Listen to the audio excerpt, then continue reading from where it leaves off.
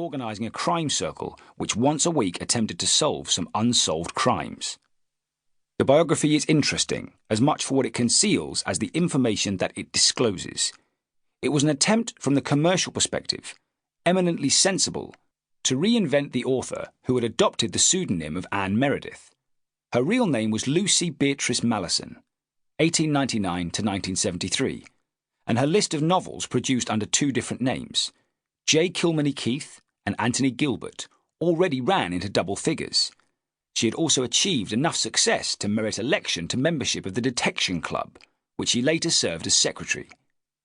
There is an entertaining account in her memoir, Three a Penny, 1940, also published as by Anne Meredith, of her induction into the club. She became a good friend of fellow club member Cecil John Street, two of whose novels, written under the name Miles Burton, have been published in the British Library Crime Classic series, and dedicated her memoir to him, or at least to his best-known pseudonym, John Rode.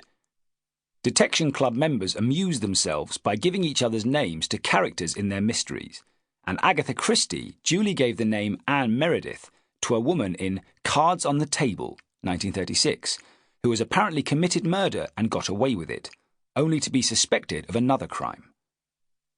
Anne Meredith novels continued to appear until the early 60s, but their connection with crime fiction diminished and ultimately disappeared altogether, and none of the books made quite such an impression as Portrait of a Murderer. The Anthony Gilbert novels, however, became increasingly popular. The reason for this was because in Murder by Experts, 1936, Gilbert introduced the Cockney solicitor with a gift for solving mysteries, Arthur Crook, who became a popular series character. The Keith pseudonym was abandoned, and with it Keith's amateur sleuth Scott Egerton, perhaps detective fiction's only crime-solving Liberal Member of Parliament. An Arthur Crook novel called The Woman in Red, 1941, was enjoyably filmed in 1945 as My Name is Julia Ross, with a cast including Dame May Whitty, but with Crook removed from the script. The movie was remade in 1987 by Arthur Penn, whose entertaining version, Dead of Winter, starred Mary Steenburgen and Roddy McDowall, and bore even less resemblance to the original. Although Anthony Gilbert novels have been republished from time to time over the years, Anne Meredith's work has long been forgotten. Yet Portrait of a Murderer is notable for its portrayal of character and social comment, and illustrates the truth that, contrary to widespread belief, a good many crime novels written during the golden age of murder between the two world wars were anything but cosy. Martin Edwards, www.martinedwardsbooks.com. Part 1. Christmas Eve. Chapter 1. Adrian. Adrian Gray was born in May 1862 and met his death through violence at the hands of one of his own children at Christmas 1931.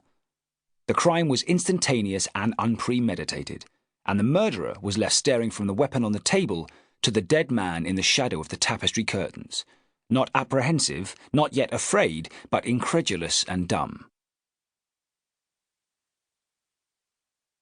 Chapter 2. The Grays. At the time of his death, Gray was in his 70th year and had 6 children living. There had been a 7th who died as a child, and so long ago that the younger ones scarcely remembered his existence. Only when the bitterness and futility of his parenthood pressed upon the ageing man with a greater sense of weariness than usual did Gray wonder whether the young Philip might not have grown up to be a solace and companion to him. But these moods occurred seldom, and for the most part he, like his children, forgot the little son who had died 30 years ago.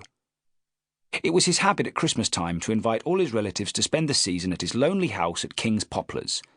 The wife of one and the husbands of 2 of them made the numbers up to 9, while Mrs. Alastair Gray, the dead man's mother, an old lady of 90, brought the party up to 11. There was, in addition, a number of servants, both male and female.